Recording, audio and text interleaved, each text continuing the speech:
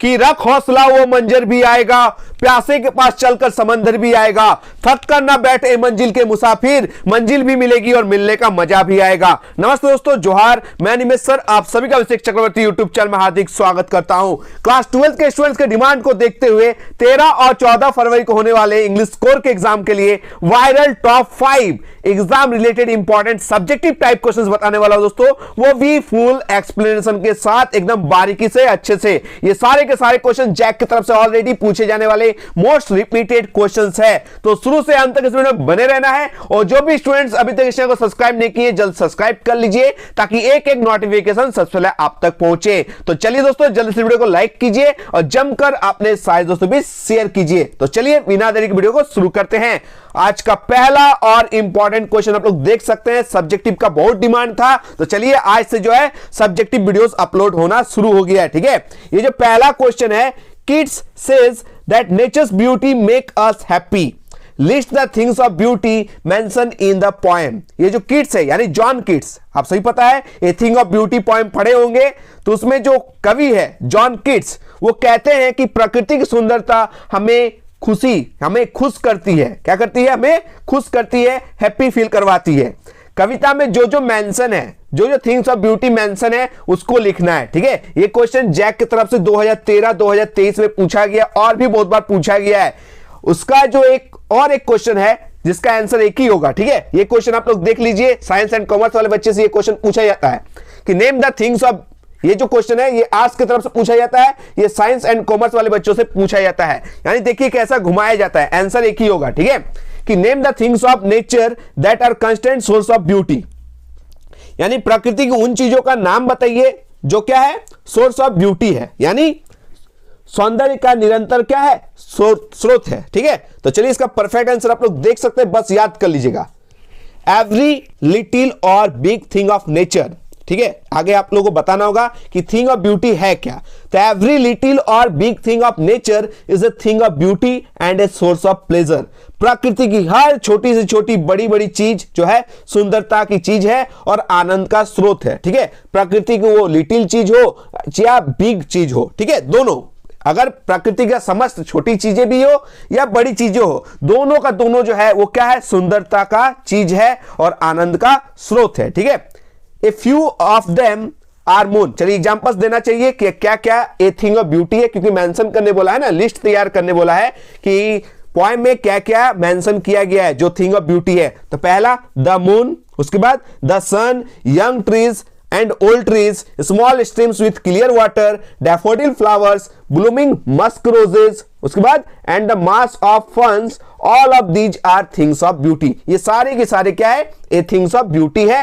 they are the constant source of joy and pleasure। याद रखिएगा, प्रकृति की हर छोटी या बड़ी चीज जो है वो सुंदरता की चीज है और आनंद का स्रोत है। उनमें से चांद हो यानी मून, या फिर सूरज, या फिर ओल्ड एंड यंग ट्रीज हो, ठीक है, साफ पानी वाली कुछ छोटी नदियां हो, ठीक है, फुआरा, ये सब, डैफोडिल के फूल हो, खिलते हुए कस्तूरी गुलाब हो यानी ब्लूमिंग मस्क रोजेस, ये, और फन, ये सारे के सारे क्या है, ये थिंग्स ऑफ ब्यूटी है और ये constant source of Joy and pleasure है। इस क्वेश्चन को याद करके आप लोगों को जाना है। ठीक है, चलिए आगे बढ़े हम लोग क्वेश्चन नंबर 2 की ओर। देख सकते हैं क्वेश्चन नंबर 2 बहुत ही इंपॉर्टेंट क्वेश्चन है कि ये जो थिंग ऑफ ब्यूटी है ये जॉय फॉर एवर कैसे है, यानी how is a thing of beauty a joy for ever. सुंदरता की कोई चीज हमेशा के लिए आनंद कैसे देती है। ठीक है, ये क्वेश्चन 2014 में पूछा गया, 19 में पूछा गया और भी बहुत बार पूछा गया जैक की तरफ से। ठीक है, बहुत ही इंपॉर्टेंट क्वेश्चन है, याद रखिएगा। जॉन किट्स जो एक रोमांटिक पोएट है, याद रखिएगा, जॉन किट्स एक great romantic poet considers that a thing of beauty is a joy forever। ये जो जॉन किट्स है एक महान रोमांटिक कवि है। ठीक है, मानते हैं कि सुंदरता की जो कोई चीज है वो हमेशा क्या प्रदान करती है, हमेशा जॉय जो है, हमेशा जो आनंद प्रदान करती है। It is a constant source of happiness and pleasure.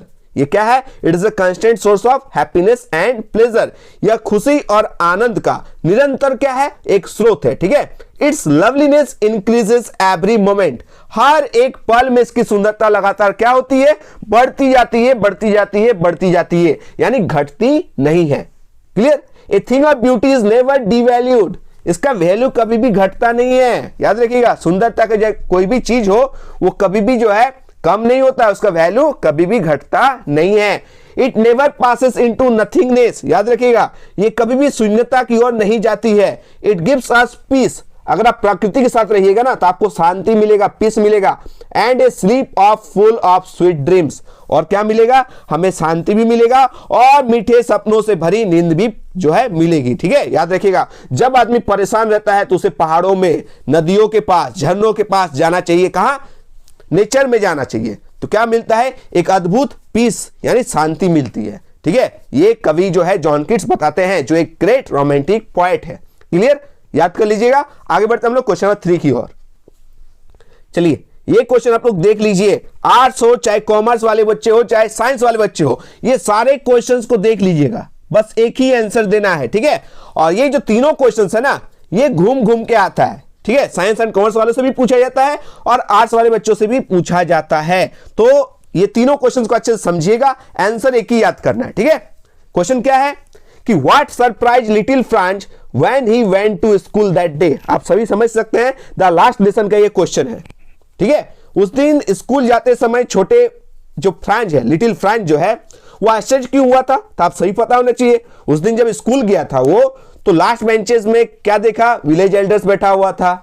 ठीक है, एमएल एक स्पेशल क्लोथ पहना हुआ था। स्कूल जब पहुंचा तो एक सन्नाटा सा फील आया, जैसे लगा है स्कूल है ही नहीं। यही सब लिखना है। दूसरा क्वेश्चन क्या है, describe what little Franz saw along the way when he walk to the school that day. वही क्वेश्चन है कि क्या क्या देखा। तीसरा question, what did Franz notice that was unusual about the school that day, यानी उस दिन फ्रांज ने स्कूल में क्या असामान्य देखा। ये क्वेश्चन ज्यादा पूछा जाता है। ठीक है, आर्ट्स वाले बच्चों से। ये साइंस एंड कॉमर्स तीनों क्वेश्चन को देख लीजिएगा। ठीक है, एक ही क्वेश्चन है कि फ्रांज उस दिन विचित्र क्या क्या चीजें देखा जो नॉर्मल चीज नहीं था। ठीक है, जब बच्चे स्कूल जाते हैं तो एक स्कूल में चहल पहल देखने को मिलती है। ठीक है, लेसन रिपीटेड का आवाज आता है, बेंचेस का इधर इधर घिसकने का आवाज आता है, लेकिन उस दिन सब कुछ सन्नाटा था, एकदम संडे मॉर्निंग की तरह था। वही लिखना है। चलिए आंसर देख सकते हैं, परफेक्ट आंसर क्या लिखा हुआ है। देखिए क्या लिखा हुआ है, Franz notice something unusual about the school that day.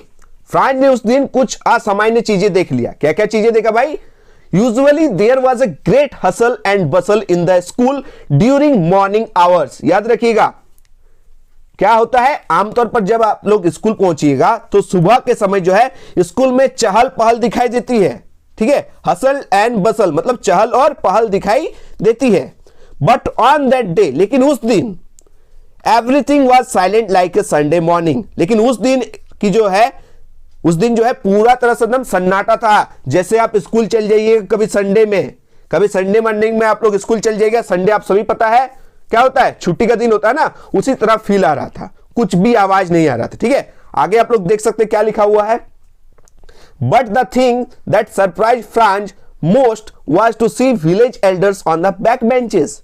ये सबसे आश्चर्य वाली चीज था, क्योंकि क्लासरूम में भाई फ्रांज का फ्रेंड्स ही ना बैठा रहेगा, उनका क्लासमेट्स बैठा रहेगा, लेकिन पीछे के बेंचेस पे गांव के बुजुर्ग लोग आकर बैठे हुए थे। ये चीज फ्रांज को और ज्यादा सरप्राइज में डाल देता। ठीक है, generally they were always empty, मतलब वो सारे बेंचेस जो है पीछे की तरफ हमेशा खाली रहते थे, लेकिन आज भरा है। क्यों, क्योंकि गांव के बुजुर्ग लोग आकर वो सारे बेंचेस पर बैठे हुए हैं। एवरीबॉडी सैट क्वाइटली, सारे के सारे चुपचाप होकर बैठे हुए एंड लुक सैड, और सभी उदास दिखाई दे रहे हैं। ऐसा क्यों दोस्तों, क्योंकि आप सही पता है आज जो है एमएमएल का लास्ट क्लास है, फ्रेंच का लास्ट क्लास है, एमएमएल का आज विदाई होने वाला है। ठीक है, इसलिए सारे जो है क्या है, सैट क्वाइटली एकदम चुपचाप से बैठे हुए हैं और सैड है। ठीक है, उदास दिखाई दे रहे हैं। आशा करते हैं याद कर लीजिएगा। आगे बढ़ते हम लोग क्वेश्चन नंबर 4 की ओर।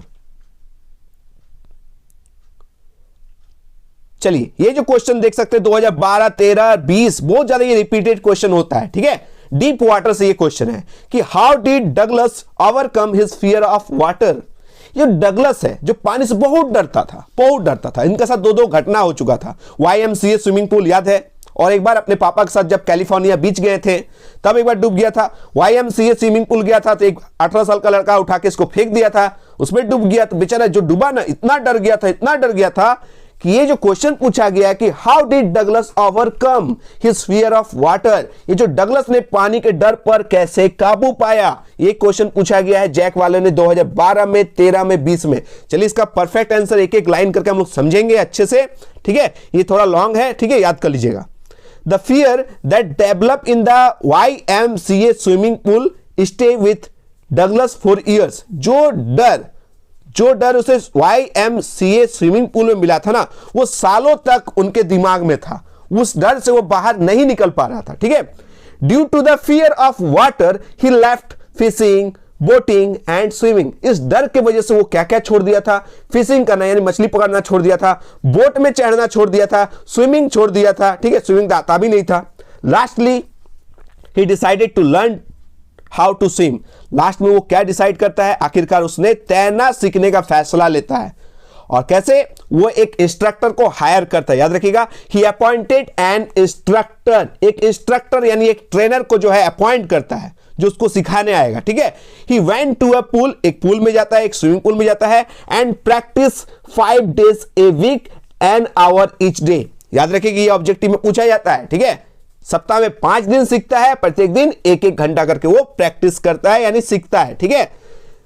The instructor put A belt around him, ये जो इंस्ट्रक्टर है, ये जो ट्रेनर है, उसके कमर पर एक बेल्ट बांध देता है और उसके साथ एक रस्सी अटैच कर देता है। A rope was attach to the belt and the instructor taught him how to inhale and exhale, ठीक है। यानी कमर में बेल्ट और उसमें एक रस्सी अटैच कर दिया और उसे सिखाया जाता है कैसे इनहेल और एक्सहेल करना है, यानी सांस लेना और छोड़ना, इसे सिखाया जाता है पानी में।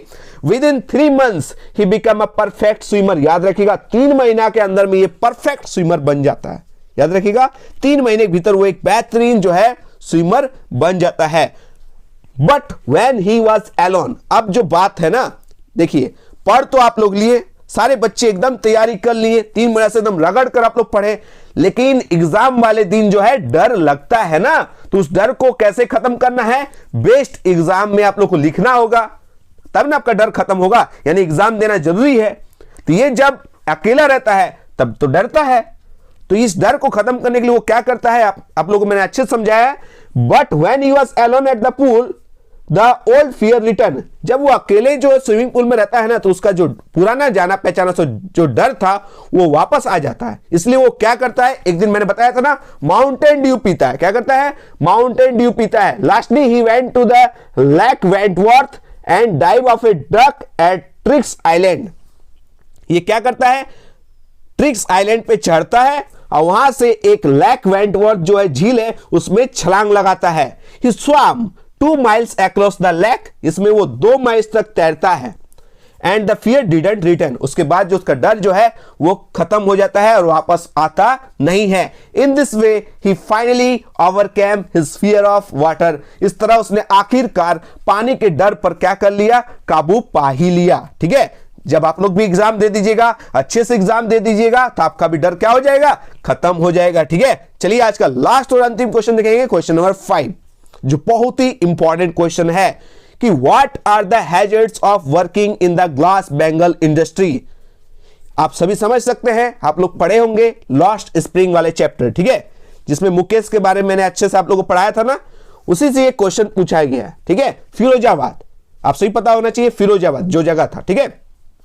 तो what are the hazards of working in the glass bangles industry, कांच की चूड़ियों के जो फैक्ट्रीज में काम कीजिएगा, इंडस्ट्री में काम करने से क्या क्या हैजर्ड्स होते हैं, क्या क्या नुकसान होते हैं, ये क्वेश्चन में पूछा गया है, ठीक है। जैक की तरफ से 2013, 2018 और भी कई बार ये क्वेश्चन पूछा गया है। तो इसका परफेक्ट आंसर आप लोग बस इतना याद कर लीजिएगा, एकदम परफेक्ट है, काम चल जाएगा। Working in the glass bangle industry is quite dangerous, याद रखिएगा, अगर आप ग्लास बैंगल इंडस्ट्री में काम करते हैं जो बहुत ही खतरनाक होता है। क्यों खतरनाक होता है, देख सकते हैं, they work illegally in the glass furnaces with high temperatures, ये लोग जो है इलीगली यानी गैर कानूनी तरीके से, ठीक है, वे उच्चतम तापमान वाली जो कांच की भट्टियों में अवैध रूप से काम करते हैं। They are expose to all health hazards, याद रखिएगा वे सभी स्वास्थ्य खतरों के संपर्क में रहते हैं। जैसे आप सभी पता होना चाहिए, ये सारे के सारे लोग जो है बच्चे, they work in dingy rooms, ठीक है, एकदम जो है डिंजी रूम्स में काम करते हैं, with no windows and outlets for fresh air. ऐसा कमरा में काम करता है ना, ऐसे गंदे कमरों में काम करता है जहां पर कोई खिड़की नहीं है, कोई वेंटिलेटर नहीं है जहां से फ्रेश एयर आए, ठीक है, ना इन लोग को फ्रेश एयर मिलती है ना फ्रेश लाइट मिलती है। That is why many of them end up losing their eyesight before they become adults, ठीक है। इसी वजह से ना, यही कारण है कि उनमें से कई जो वयस्क होने से पहले ही, एडल्ट होने से पहले ही अपनी आंखों की रोशनी खो बैठते हैं, अपनी दृष्टि खो देते हैं, ठीक है। तो ये था दोस्तों आज का वायरल टॉप 5 सब्जेक्टिव क्वेश्चंस, ठीक है। अगर वीडियो हेल्पफुल लग रहा है, अगर सीरीज पसंद आ रहा है तो 200 प्लस लाइक कीजिए। नेक्स्ट जो है सब्जेक्टिव का series back to back upload होगा। ये काम आप लोग का है, झारखंड के कोने कोने तक पहुंचाने का काम आप लोग का है, ठीक है। मिलते हैं दोस्तों एक नए वीडियो के साथ, तब तक धन्यवाद, जय हिंद, वंदे मातरम।